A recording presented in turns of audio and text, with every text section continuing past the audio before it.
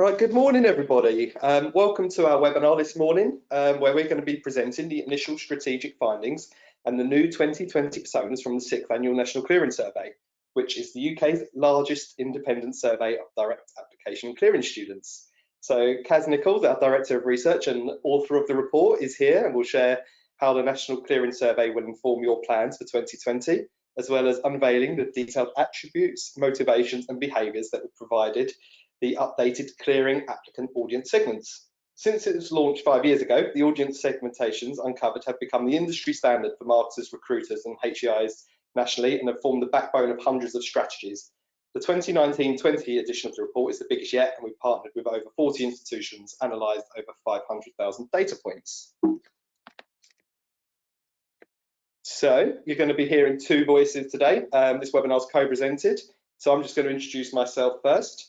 So my name is Richard Campbell and I'm the Head of Marketing at Natives and one of the authors of the report.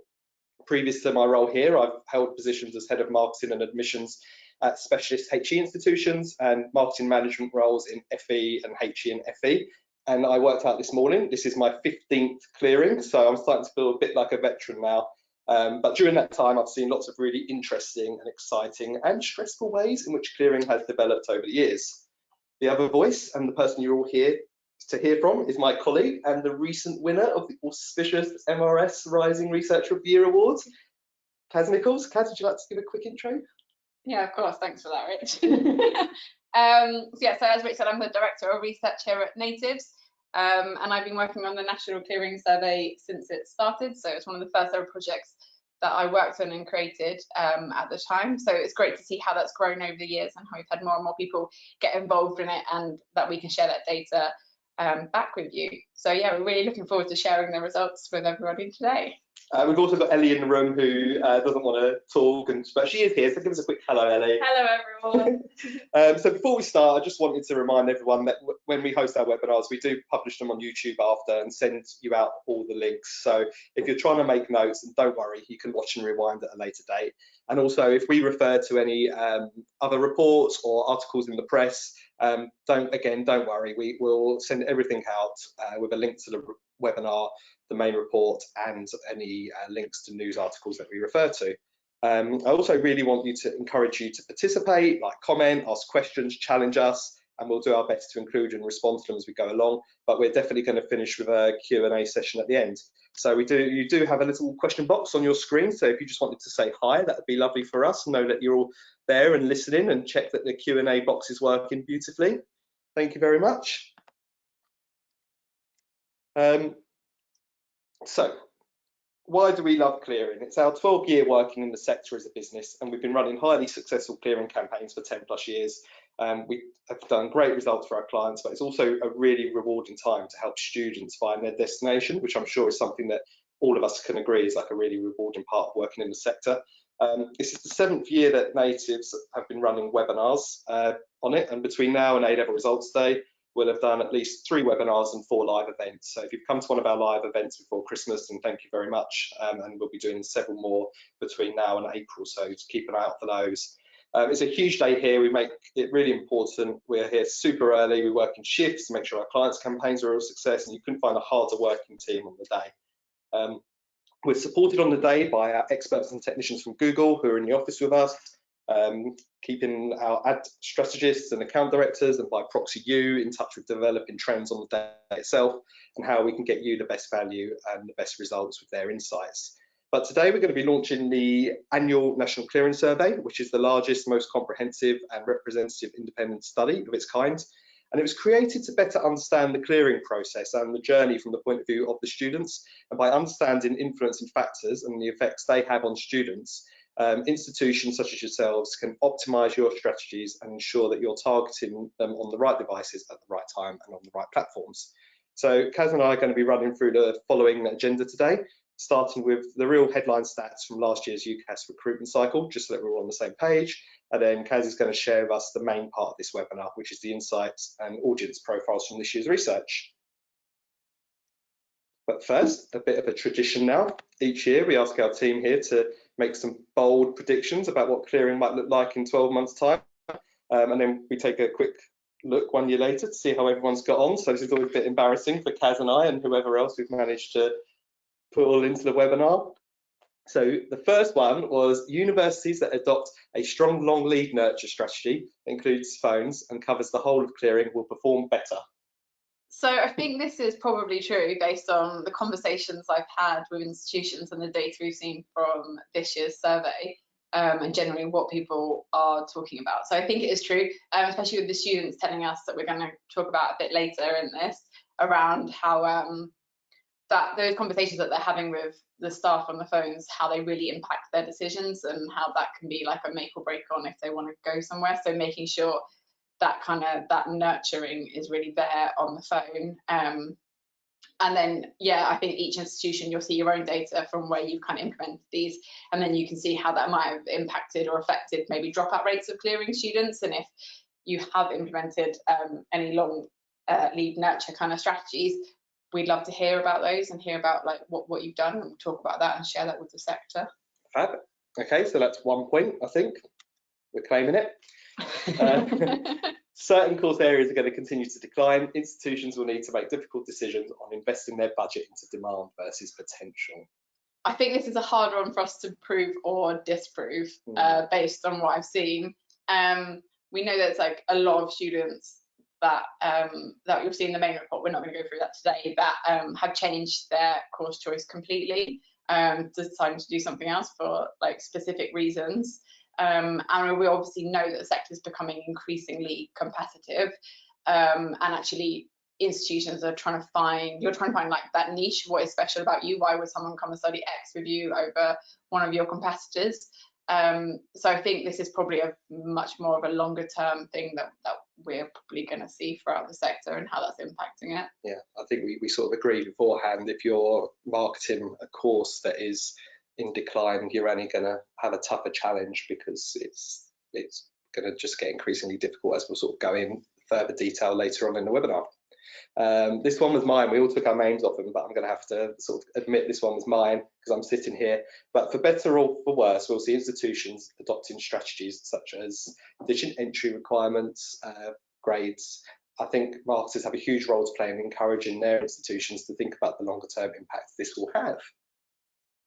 Yeah, so I think this is kind of true. We have definitely seen this in multiple different ways. I think ditching entry grades kind of covers a lot of stuff. So whether that's reducing your tariff, whether through like the main UCAS deadline, or through clearing, we've definitely seen that happen quite a lot. Whether it's incentivizing people with some sort of money or scholarship or bursary, that's definitely happened. And then obviously, as we've all seen in the news and happening at quite a lot of your institutions, is kind of that rise in the unconditional offer, and what that really looks like, which then is kind of impacting their students, and maybe then they're not getting the grades that they had predicted because they've kind of got that safety net to fall back into. But then also looking at like what the outcome of that has been as well, things like self-release that we'll go into a bit later. So yeah, we are seeing this happening, but I know from talking to some institutions that actually this is kind of having a negative effect. So it's kind of changing the perception of the students. So they might think that you're a prestigious university, but then if you're then saying that you can get into their course with a much lower entry grade, they think, oh, well, perhaps I can actually go to a better institution, even though yours might be great. So thinking about what perception that has on the student, as well as just whether they're more or less likely to accept that place. Cool, I'm totally taking a point for that one. So let's take a look at the headline stats from last year's cycle, which shows us a little bit about how and why the market in clearing was shaped the way it was this year. So at the close of cycle, total acceptances to UKHE via UCAS was up 1.5%, which was really encouraging after 2 cycles of decline, albeit minor decline. But firm acceptances, interestingly, were down on the previous year, whilst insurance acceptances made a small recovery, as you can see on the screen, of 0.7%. But the big story here is clearing. And as you can see, right in the middle, up nearly 10%, which is a significant and record-breaking year-on-year growth.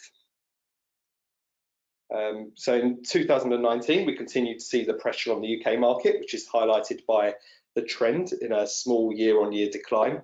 But we also saw the continued growth of international recruitment. Domestic recruitment continues to be pressurised by all sorts of factors, including the well-publicised decline in 18-year-olds as a cohort. But in that time, international recruitment has grown, while providers are offsetting that risk and that pressure by trying to attract students from other international regions. International acceptances last year rose to just shy of 88,000, and we've continued to see a bit of an increase in EU acceptances, bouncing back from a down year in 2017. So as all of us will know, that was the year after the EU referendum, and if we're trying to look for clues about what might happen next year, perhaps that's a bit of an indicator of tumultuous times ahead, with the political landscape being as it is, and the well forecasted Brexit date at the end of this month. So we'll see what happens there.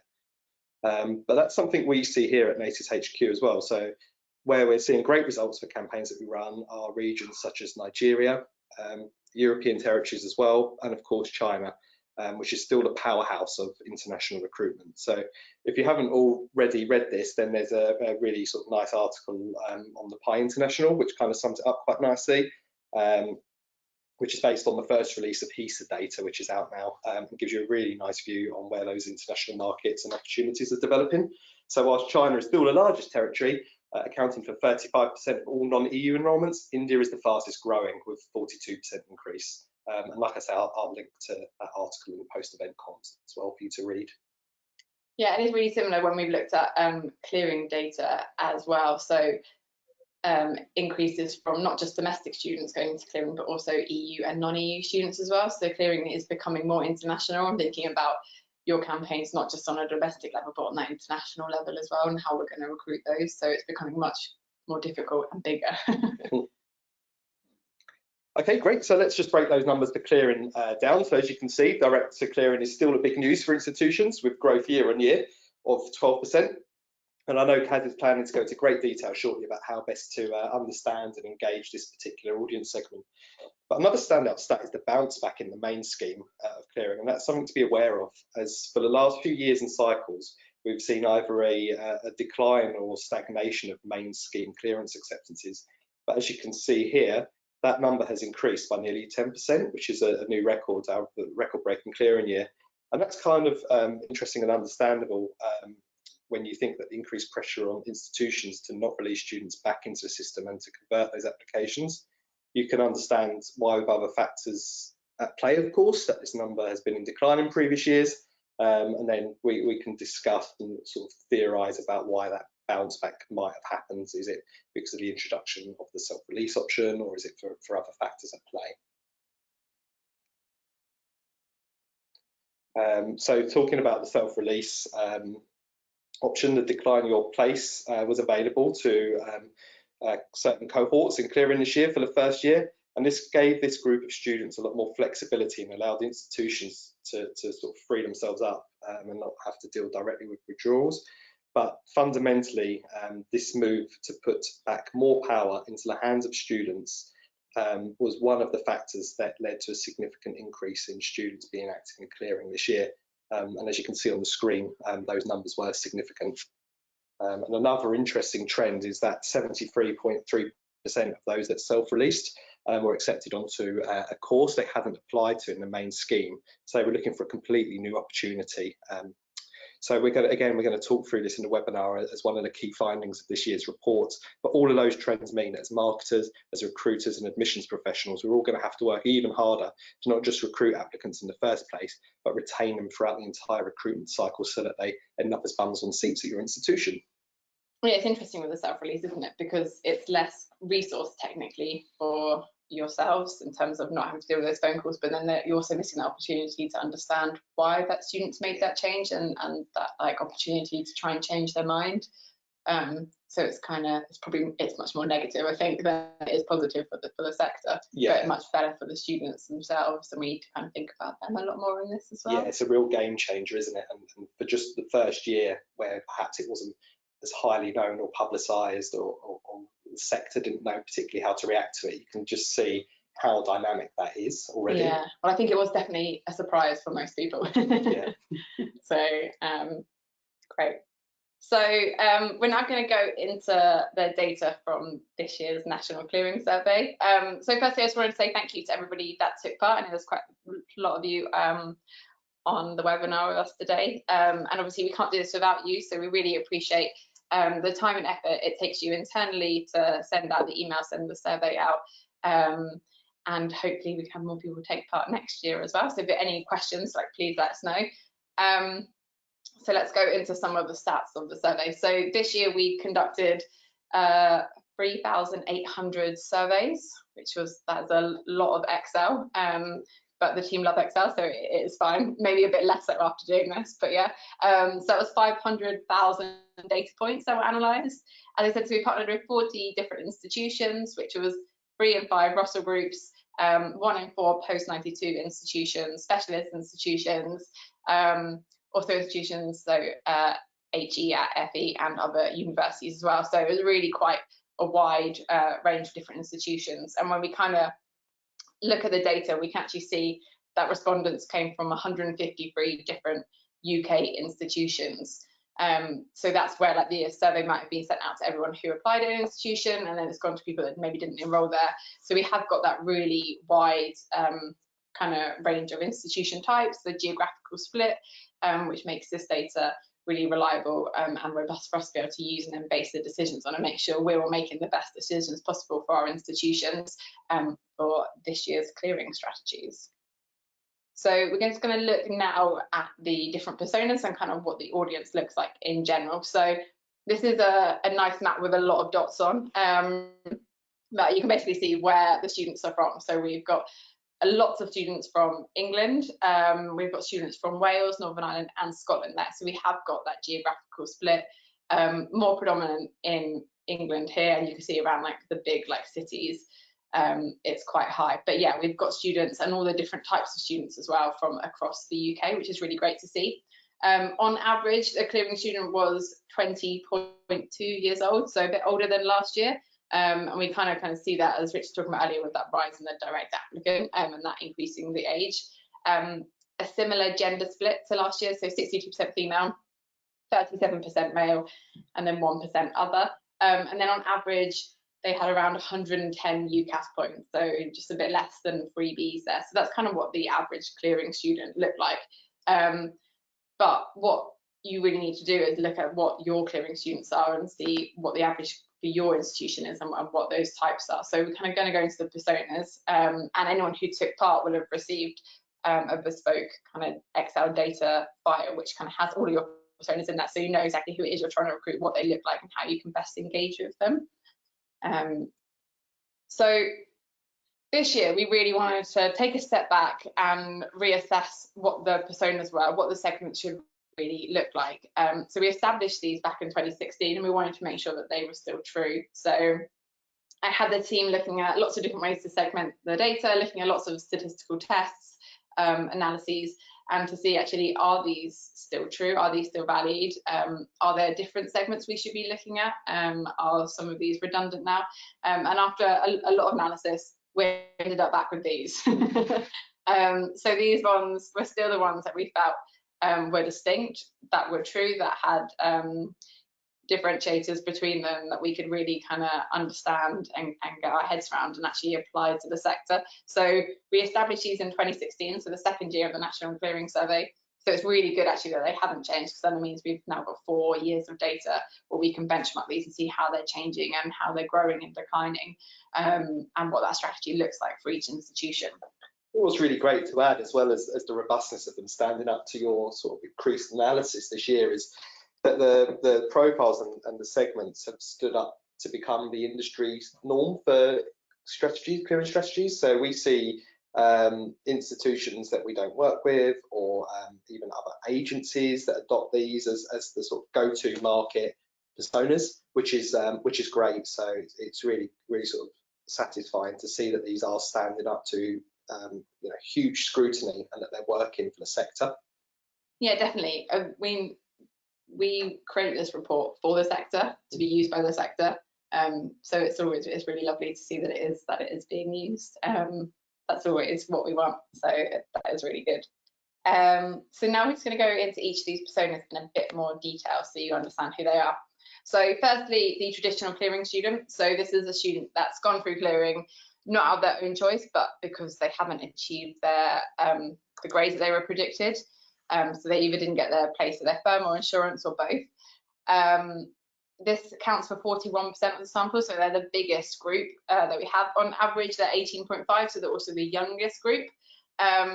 Similar male-female split there as that average student we saw earlier. They're equally likely to be going to a post-92 or a Russell Group institution there. They're most likely to be studying social, economic and political studies, biomedical science or engineering. On average, they have around 109 UCAS points, so slightly lower than the average, a bit less than freebies, but that's kind of what they're looking at. In terms of motivators, for all of the audiences, the top 3 motivators were around the course, the career prospects, and then also the course content. However, when we specifically look at the traditional clearing student, we see they over-index on being motivated actually by going to a Russell Group, and also motivated by the accommodation that's available for them. So thinking about those kind of things and what's applicable to your institution and what you could be offering them when they're calling up, as we know those things are more likely to convert them than the rest of the audiences. And then barriers to entry were around the grades, which is expected, so they didn't reach the grades they wanted, so they might be able to go to the institutions they wanted to go to. Finance and travel, which is quite similar across the 4 personas I'm going to go through. And then we look at more information on them. So 50% of this group are first generation students, which is actually the lowest across the 4 personas. But when we look at influencers, we still see that parents is still their #1 influencer. So although less of their parents have, more of their parents have gone to university, they are the biggest influencer for them. Then university staff, so thinking about how the staff at your institutions are influencing them as well, so that's #2. And then siblings is their #3, so thinking about what that kind of influencer marketing strategy kind of looks like for these, and kind of how that plays out in that pre-clearing part of the year.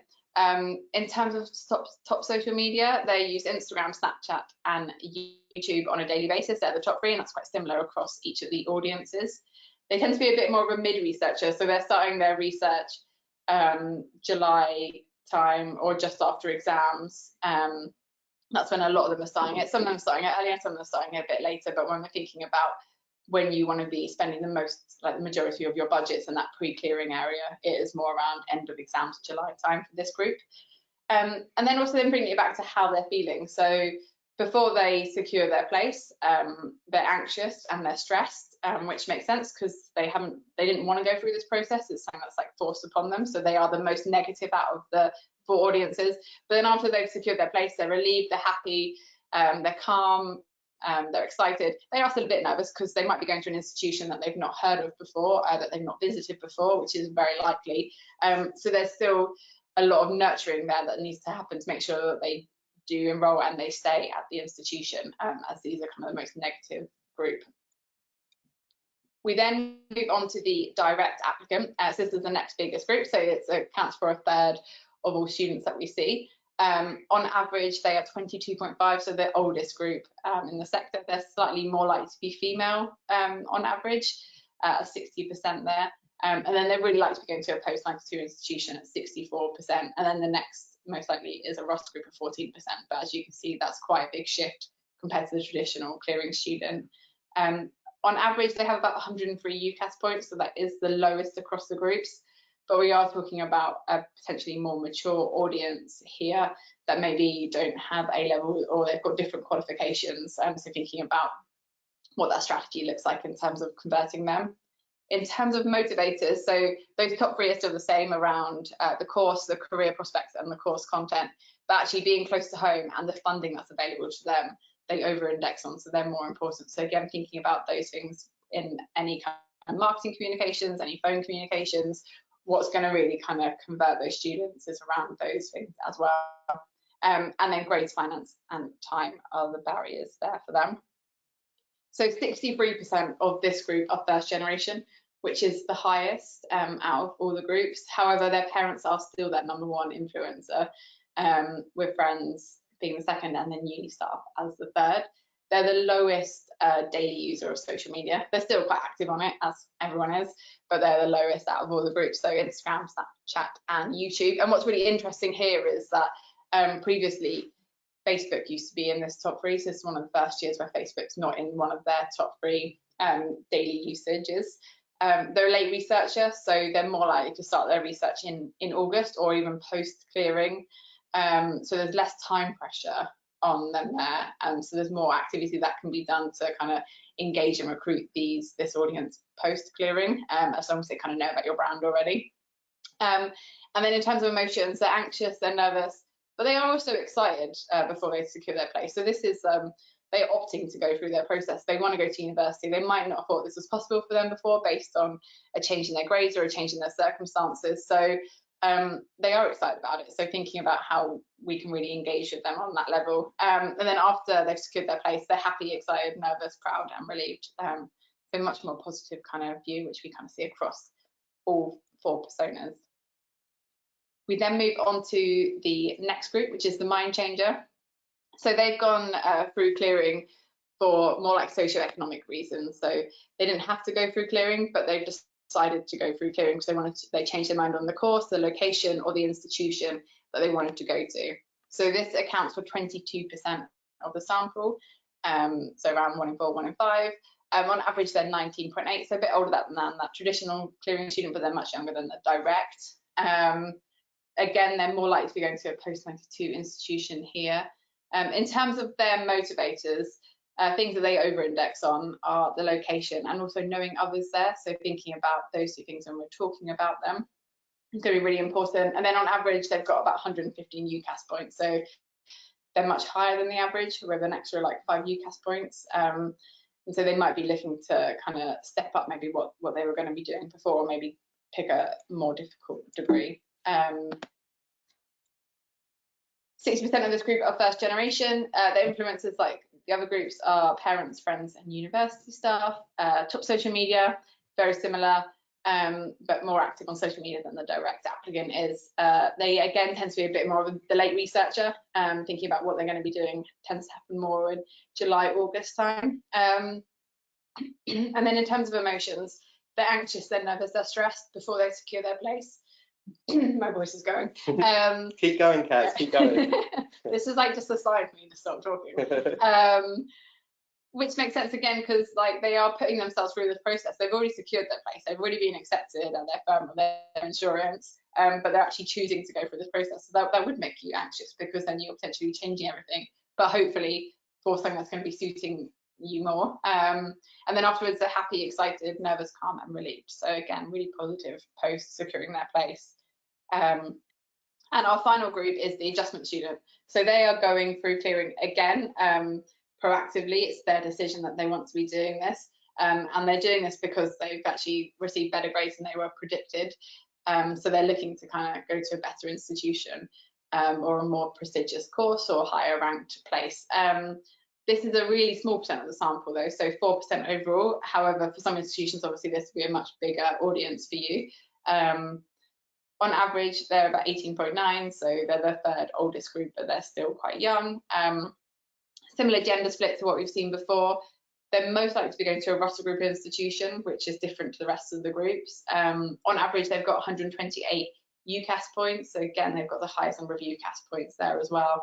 And then they're more motivated by the course rankings and the fact that it's a Russell Group institution that they will be going to. So again, thinking about those things if they're applicable to you.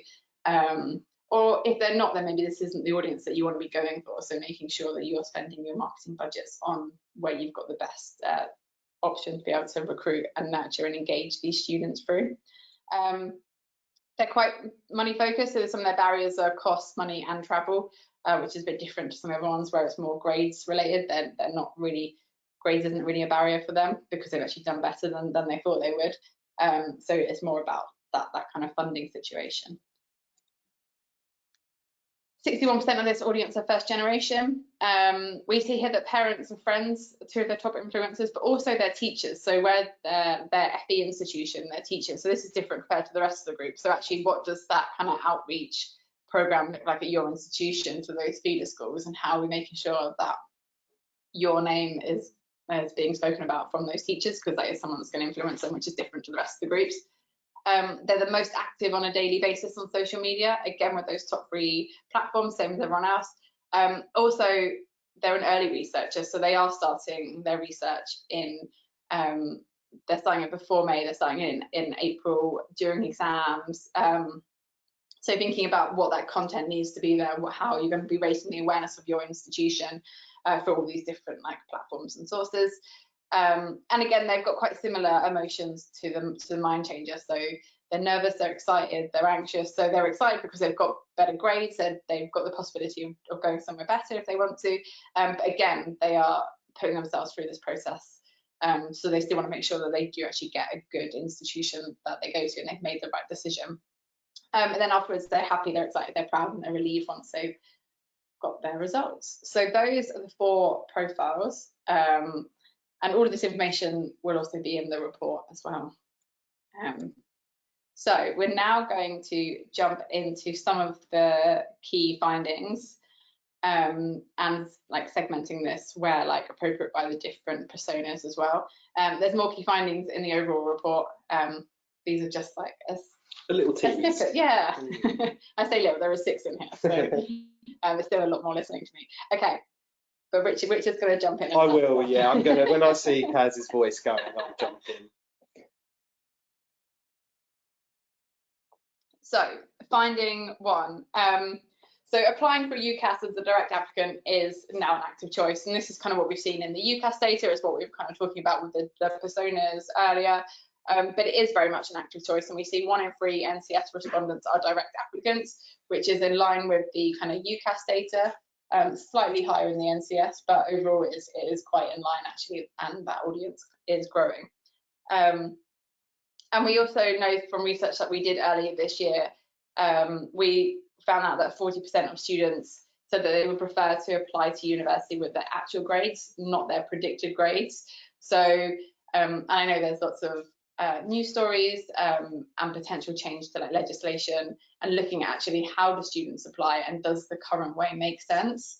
Should people be applying in January with their predicted grades when we know that quite often those are either over or underestimated? It's very unlikely that they're actually the grades they've got. And does that cause a lot more stress for yourselves, for students?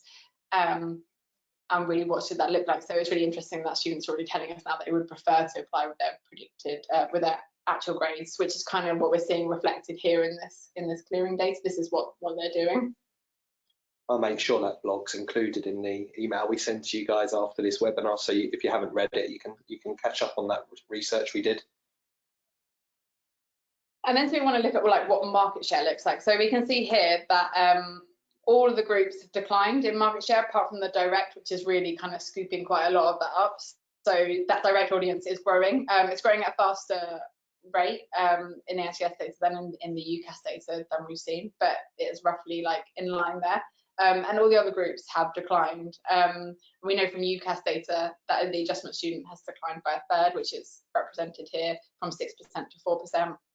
The mind change has gone down, and so is the traditional clearing student.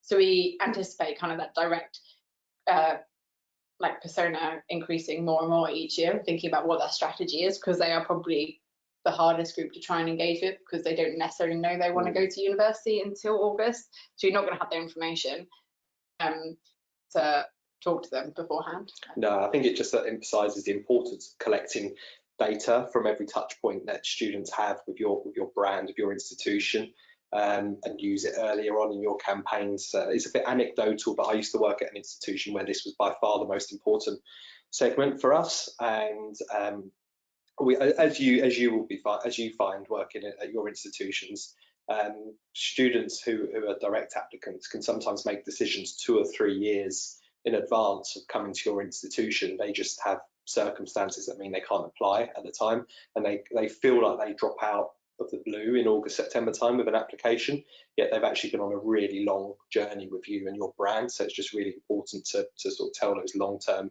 stories. Definitely. So our next key finding is that students are becoming increasingly proactive about early clearing research. So what does this look like? So 6 in 10 students undertake clearing research before A-level results day, which is up from last year where it was 5 in 10. So actually they are being more proactive about doing that research. And then we also see that 1 in 4 start before May, 1 in 4 start during or straight after their exams, and 1 in 4 start in July. So actually we're talking about 75% of students here that are starting before July. So if you're running your pre-clearing activity mid to late July, you've already missed 75% of people that are already starting to look for clearing information. That's huge. It is. That is a lot of people. Our next key finding, number 3. So students, obviously, we know are using a lot of social media on a daily basis, but we wanted to look at here who the winners and losers were. So the biggest thing here is around Facebook. So in 2016, we saw that 66% of the clearing students were using this on a daily basis, whereas this year only 37% of students were using this on a daily basis. So that has really declined, and they've lost a lot of market share. But when we look at what that looks like in terms of other platforms, we see that actually the Facebook family, which includes obviously WhatsApp and Instagram, they're not really losing overall, because they've just kind of transferred that like daily usage onto Instagram. So we see Instagram has increased by almost 30% since 2016, Snapchat by 14%, and then also YouTube has increased a bit on that daily usage. When we look overall in terms of total usage, we know that YouTube is the most used platform overall. We like combine daily, weekly, monthly, and occasional use together. So although it's not the top of those 3, it's still one of the top 3, and it's the most used overall. So thinking about what that content looks like, and we know students are looking for like information about clearing, how it works, what the process looks like, and a lot of that can be like shared in like video format. So it's a really good platform for that kind of pre-clearing awareness activity. And then we also look at this in terms of how they're communicating with their friends. So very similar trends here. So we see that Facebook Messenger has lost market share. Snapchat has lost a little bit. WhatsApp has grown, but we know we've kind of seen declines kind of since this. And then also Instagram Messenger has grown loads. So it's very similar to what we see across in terms of daily usage. But what's really interesting, and what we kind of need to be aware of, is how people are using the platform. So although Snapchat is one of the most used platforms on a daily basis, we actually know most students just want to use it to communicate with their friends. They don't really want to interact with brands or anything on that. So it's not necessarily we'd recommend that for advertising on. It's thinking about how can you best serve content on the platforms that people are going to want to engage with you on. Yeah, that's right. And I think as well, we talk about Facebook losing market share. Facebook is still obviously a huge platform. There's huge vast numbers of students who are still using it. It's not just because the others are rising and it's losing relative market share as a platform for daily usage. Let's not neglect it in your media plans. And also the targeting options that Facebook provides as a platform are still extremely sophisticated. So it really is very important to maintain or increase your activity on Facebook as a particular platform. And rather than say remove spend or remove activity from Facebook, what this finding really means is to just make sure that you've got a cross-platform, cross-device strategy, because all of our research and all of our recommendations always find is that students are across all of these platforms and are highly active on lots of different types of social media, and not just Facebook like we might have found 4 or 5 years ago. So we then move on to our key finding number 4. I know we do bang on about this all the time, about having a mobile first strategy, but this is the first year that we've actually seen mobile use overtake desktop use in terms of students searching for their clearing place. So this year 77% of students used a mobile compared to 71% last year, and then we found that 69% of students use a desktop compared to 72% last year. So actually desktop is declining, mobile is still growing, and making sure that everything you create is mobile first, is optimized for everything. I know you already know this, but we're just reiterating it because this is the first year that actually it has become their primary device. So it is really important that everything we're creating is available for them in that format. We then move on to key finding number 5. So clearing students are more likely to enroll at the first clearing institution that they contact. So what does this mean? So 6 in 10 students said that they will go to the first institution that they contact, and we've seen this grow over the past few years.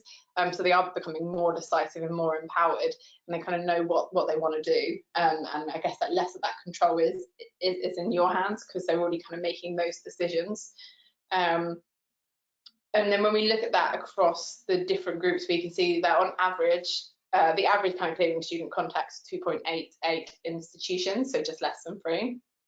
But this is really brought up by the number that the traditional clearing student are contacting. So on average, they contact 3.8 institutions, which is quite a lot. If you think about, if you're someone who tends to be recruiting the more traditional clearing student, that is a lot more competition for you. You know they're going to be calling 3 other institutions. And you know that if you're not their first institution, they're much less likely to be enrolling at you. So you've got to think about, how do you get yourself first on their list, and how do you make sure that you're converting them and nurturing them through and being able to answer all their questions and engage with them in the way that they want you to. And then across the other segments, we see that on average, they contact 2.2 institutions. So that is almost like half of what that traditional clearing student is looking for. They have a much clearer idea of where they want to go. They've got very much like a short list, because they've done a lot more research, whereas the traditional clearing student are kind of thrown into this process.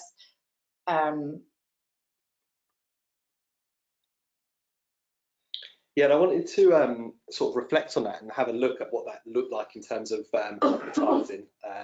So I had a word with our advertising team here at Natives, and these are aggregated figures across Google. So as you can see, and as I'm sure most of you will identify, overall spend increased by almost 8%. This is for A-level results day. But quite a few of the metrics do kind of support what we've said previously.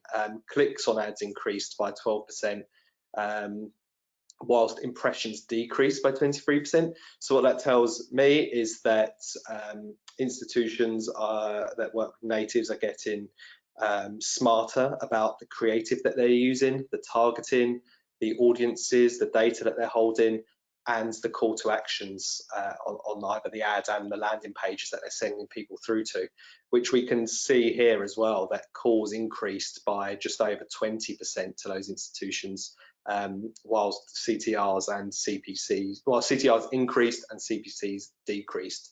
So that kind of supports what we've been seeing in the research with how it plays out on A-level results day. So then coming back to them being more decisive, we also know that students are less likely to be contacting their original choices as well. So last year we saw 6 in 10 students recontacted their firm, whereas this year only 5 in 10 did. And also last year 5 in 10 students recontacted their insurance choice, whereas this year only 4 in 10 recontacted their insurance choice. So actually, like, you can't rely on the fact that you were one of their original 5 clearing institution choices, because that doesn't mean they're going to enroll with you or call you or apply to your institution again. So really thinking about how you're going to better engage with them, and what does that marketing look like throughout when they've started their research, pre-exams, and keeping them warm and engaged, and kind of giving them a reason why they should go to your institution.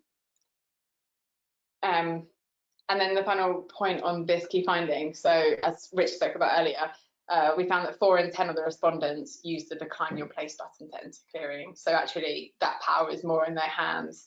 They're contacting less institutions, they're more likely to enroll in the first institution that they contact, they're less likely to be contacting any of their original choices, and now they've got this additional option that they can decline stuff themselves. So actually looking at what that looks like and what your strategy should be about how you're really going to be engaging with these students, because they've got a lot more power now and ability to make that decision. They are the consumer.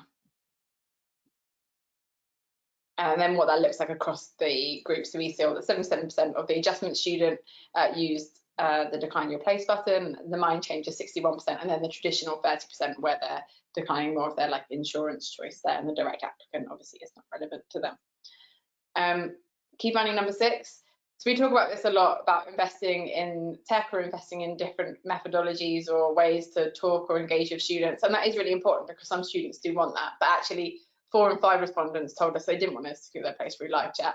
They do want to use those more traditional methods. They want to be talking to someone on the phone. They want to be speaking to someone, have that more human element and interaction.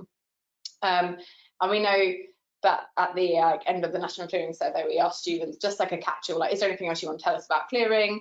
And most of the kind of key things that came up were about students telling us around how their kind of engagement with the staff was on the phone calls they had, and how that then like changed their mind on an institution, or how it made them more or less likely to want to go there based on how they felt. So did they feel like someone listened to them and cared about them and was trying to give them the best advice possible, or did they feel like they were just a number, and actually that had a massive impact on whether they felt like they wanted to go to that institution or not?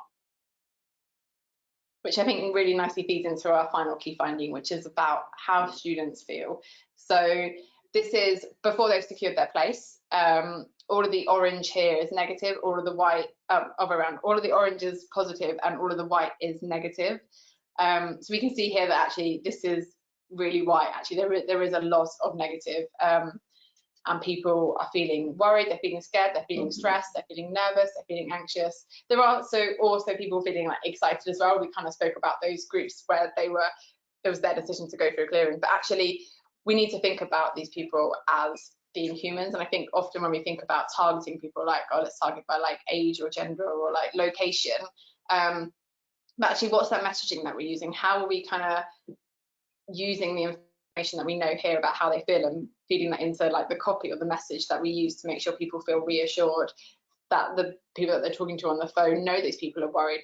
We know they're scared. This is probably the biggest decision that they've ever had to make at this like stage in their lives.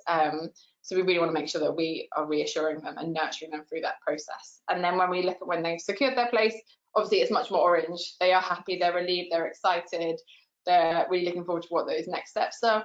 Obviously there's still some like negative stuff in here, so they're feeling emotional, they're feeling uncertain or overwhelmed. So there's still very much the need for your staff to be engaging with these students and making sure that they turn up at the university, they feel settled in, they make friends, and they're really enjoying the university experience, and they don't just drop out because they're still feeling uncertain or sad or emotional. So yeah, it's very much like it doesn't just stop here, actually it does continue, and keeping that in mind. Okay, so the home stretch, last 5 minutes everybody, so thanks for staying with us. Clearing is becoming an even greater active choice with direct applicants taking the market share. We found that each segment has a different journey, so understanding which segments are key to your institution and tailor your content and timing towards them. I just wanted to sort of point out perhaps the obvious that each institution has very different results from the national trends, or can do. So it's really important to, if you are interested in the findings of the survey, to partner with us next year, because you get a personalised report which you can then benchmark against the national findings. So that's a really sort of big tip and a big takeaway from me. It's free to take part. Journeys need to be personalised against each segment. Clearing planning needs to start earlier with your pre-clearing campaigns and content live in spring. And clearing comms and teams need to be informative, timely, and provide information in a supportive manner. Going back to that previous finding that Kaz has just run through. So this is our prediction this year. Me and Kaz went away and decided to do a prediction each, and then we came back this morning and realised that we'd done the same one, so we were arguing with each other over who was going to get to put it in. So we decided to just do one prediction this year because we were broadly the same. So we talked about how much students are taking back control, whether that's politically or sort of season momentum with environmental challenges that we're all facing, and they're basing their consumer decisions based on a brand's purpose. Which we've explored quite a lot in different research projects, and we're going to be exploring at our event. And education will be no different. We think that students will be in control at every stage of the recruitment cycle, and that's just going to increase further. So this is kind of a bit of a quick timeline. So the report is just going through its final check, so it'll be ready for you very shortly. And as subscribers to the webinar, there's an exclusive window which we're going to send to you in the next couple of days. So you'll get the report before it goes on general release, which is on the 30th of January. But after any partners. Of course, yeah, for all our partners listening. You'll get it first. And also, as I say, it'll be available on the National Clearing Survey website. and it's free to download for everybody in the education sector, and also at the same time you can sign up to take part in next year's research, which I would really recommend, and again that is free. And I just wanted to invite you, I'm sure you've seen it out and about, and for those of you that have previously attended, we have our annual conference for student marketing specialists, Think Student Live, which this year is taking place on Thursday the 4th of June in London again, where we're going to be examining this idea of a brand's purpose, and how, if you can tell that authentically, it really cuts through with the 2020 clearing student and beyond. And we've got a fantastic lineup already, so I'm going to, it's not been announced, it's top secret, only me and Ellie know, and Kaz now, and now all of you, but the first 3 people that we're announcing that have signed up to speak is the social media director from Standard Chartered Bank, Yvonne Boateng. We've also got a representative from TikTok coming to the event, which is the fastest growing app for the youth market. Study tuber Ruby Granger, who's an influencer, is going to come and talk to us about how the content she creates cuts through, and she's worked with a lot of universities and brands on issues such as anti-bullying, which I think is going to be absolutely fascinating. And then Kaz is going to be presenting some new original research, but she's keeping her cards close to her chest at the moment. To be decided. So we've been talking for nearly an hour, and you guys have been fab for staying with us. We've had loads of questions through already. So if you haven't asked your question yet, please do. We're just going to have a sip of water because we've all got coughs and colds, if you haven't already noticed. So we're going to just take a break to have some water. We won't get through everyone's questions, but please do ask them, because if we don't address your question in the next minute or 2, we will answer them by email, and then we'll put a blog post together which will be made publicly available. So we're just going to press pause for a minute, grab a glass of water, and then be right back with you.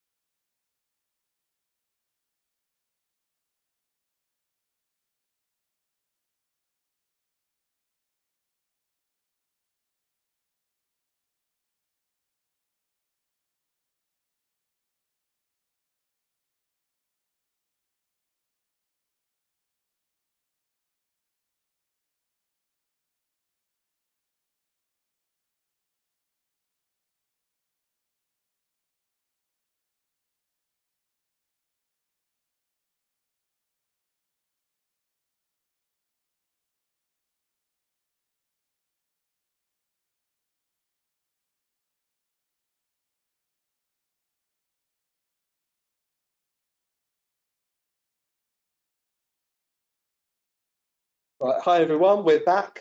Thank you so much for your questions. We did have a lot of questions coming in. We're going to try and get through 2 or 3 of them. But as we say, if you can write your questions as we're doing this part of the talk, then that'd be great, and then we'll talk about that at the end. So let's get through. Do you have any insights into the way in which students are contacting universities during clearing has changed? Yeah, so we haven't got a specific graph or anything on how that's changed, but in all the reports that are all downloadable from the website, you'll be able to see. So we do ask people how they contacted and what they prefer to contact, and so we've got options like phone, email, face-to-face, open day, live chat. So we can look at trends easily, or yeah, you could download the reports and look at those. Yeah, and in the main report this year, we also have the way in which students did contact their chosen clearing institution, and then also the way that they would have preferred to contact their clearing institution. And you can see the biggest differences between actual and preferred, which I think is a really interesting insight in the main report. So yeah, hopefully that answers that question. And then, have you got anything particularly interesting emerging from Scottish HEI data? So if you take part in NCS, then in your bespoke Excel file, you'll be able to benchmark your data against Scottish universities, English universities, Welsh, Northern Irish universities, as long as the sample sizes are big enough. So that information is all in there if you've taken part. If not, then it might be worth like emailing in and like seeing like we can get you put in touch with someone and see what we can do. Yeah, so if that hasn't answered your question, then and you are a Scottish HEI who are interested in that, do email in, because we can access that data or do some work around that and answer that question. And then, so given the influence parents have across the different personas, have there been any surveys or research aimed at them to determine what information they wanted or need? So we've not done anything specifically around clearing. We have done research before with parents to understand what they want and what they're concerned about, and what information they'd want to see. But I imagine it's quite different for the different types of personas, and as we saw before, quite a lot of the students are the first generation, or depending on what audience they are. So it's probably worth understanding what type of students clearing or like main scheme are going to your institution, and understanding then what kind of parents we want to be including in that research, and whether we wanted to run like surveys or focus groups, what that would look like to get the best insight for you. Fab. Okay, I'm aware that you have all been with us for an hour now, which I think this is not only the biggest webinar we've ever done at Natives, and it's also the longest webinar I think we've ever done. So thank you so much for staying with us. As I say, the slides and everything will be sent out to you, the recording will be sent to you, and all of the resources that we've referred to will be sent to you in an email. Please do give us feedback. It really helps sort of guide what sort of content we're creating for you. So do take the time to do that. The final report will be with you shortly. As we say, the partners do have a window first, but then you guys get to go second. And also, if you have any challenges coming up around clearing, or you have any research that you're interested in conducting, do please get in contact, because we'd love to help you. Thanks so much, and we'll see you at the next webinar. Bye.